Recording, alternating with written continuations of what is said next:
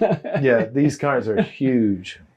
And many of them, they only made a small number of They're them. really, and one of them, I mean, I think maybe this one was rebodied. There were so few of them that some of them actually, I think this one had a different body on it. But I like Coupe de Ville. That's a nice idea. That's where the chauffeur's area has no roof. The chauffeur is that's his true status. He's exposed to the elements. And actually, that is an interesting point. I've tried explaining this to people. Leather was for chauffeurs in the front. A Rolls Royce would never have had leather in the back. They would have had a fabric seating. Is that something you ever tried doing more fabric interior? Yeah, we use fabrics, but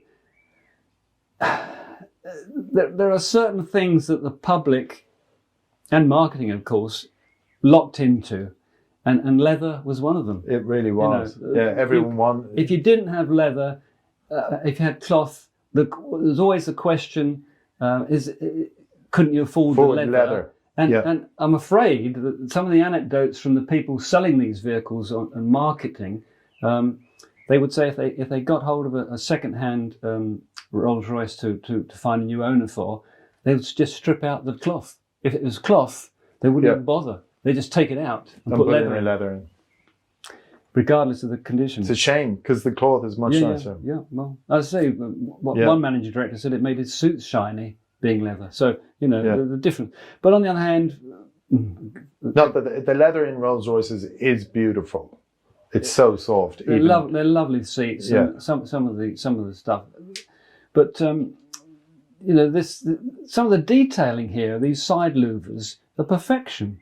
It's brilliant, pure design. You can't criticise it. And personally, I love this back end, this sort of cabin. Such a lovely way to travel. Well, you could have a horse in the front of that, and it'd still work as a shape. It is a carriage. Here's another nice one, which I quite like. Again, because I suppose it's got a fairly small cabin. Coupes, beautiful. They're lovely things. When you look at the trunk, it's just extraordinary. And again, you see that when you see the size of this and the passenger area, it's so small in relation to the rest of the car. Did they have V12 engines or V6? Yeah, I'd have to look that up for you. There was certainly V12. It's about 2 years since I wrote about this thing. Yeah. But the engines were so powerful, they actually used them to power rail cars. That's extraordinary. They used them in trains because they could pull a train. That is extraordinary. So I won't go through. This is the whole family, you see. Yeah, no, keep going. They're beautiful. I love these. I mean, that yellow the yellow and black is very much a carriage, isn't it? It's horse-drawn. Really is. It's horse-drawn. Look at that. That is a carriage. That is a carriage simply floating on a car. But and the opera window, yeah. But I would say, as the idea that everywhere you looked in these things, even if you took the bodies off, that there'd be nothing that hadn't been considered. There was no such thing as a cheap bracket. Yeah.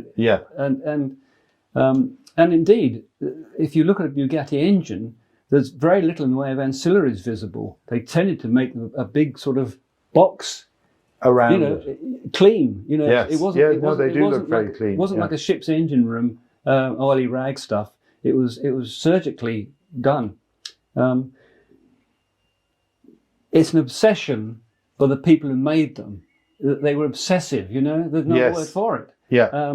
But I presume that came from Ettore Bugatti down. That he said everything must be, which is how Royce. Exactly. Everything. Exactly. And I see now why this is really your only competitor. You can see why I've always sort of looked at these. And as I say, I defy anyone to come up with a better wheel. A better alloy wheel. And it's just, actually, those wheels are not dissimilar to the wheels on my car. There's a surprise. And you designed them.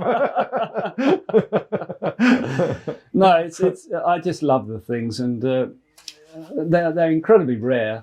And you know, what can you say about them? Except they're beautiful. They're extraordinary things. Yeah. And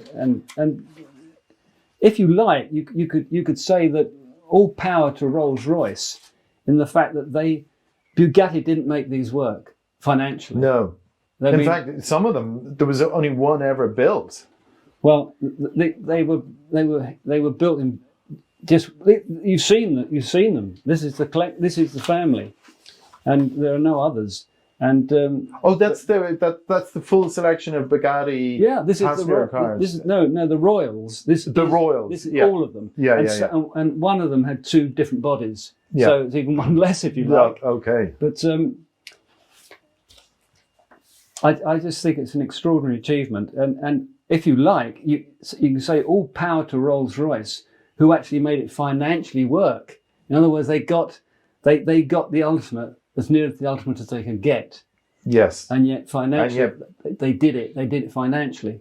These guys, however good they were, and they were good, financially it didn't work. It didn't work. You know, but Rolls-Royce, maybe because of the Rolls balance, you know, the sales marketing balance. Yes. They knew there was a lot of people go bust making cars, don't they?